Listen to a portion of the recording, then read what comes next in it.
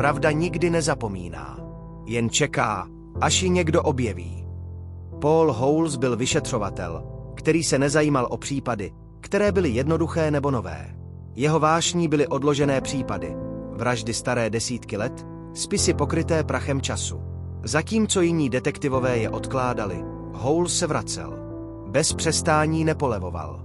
Jedním z jeho raných velkých úspěchů byl případ Jaycee Dugardové, dívky unesené 18 let. Holes pomohl propojit staré informace a přispěl k dopadení Philipa a Nancy Garridových, kteří se celou dobu skrývali na očích veřejnosti.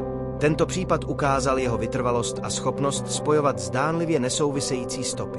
Dalšími případy, kde Holes ukázal svůj talent, byly desítky nevyřešených vražd po celé Kalifornii. S využitím moderních forenzních metod, DNA, analýzy a propracované práce s nevyřešenými případy pomohl dopadnout sériové pachatele, kteří si mysleli, že čas je chrání. A pak přišel případ, který změnil kriminalistiku navždy. Desítky útoků, znásilnění a vražd v 70. a 80. letech. Kalifornie v permanentním strachu. Pachatel známý pod přezdívkami East Area Rapist, Original Night Stalker, Golden State Killer. 40 let nepolapitelný. Žádné jméno, žádný obličej. A právě Holes se rozhodl tuto minulost znovu otevřít. Vzal staré vzorky DNA a spojil je s genealogickými databázemi. Nehledal vraha přímo, hledal jeho rodinu. Vytrvale, přesně, bez kompromisu. V roce 2018 se stal zázrak. Jméno pachatele bylo konečně odhaleno. Joseph James DeAngelo.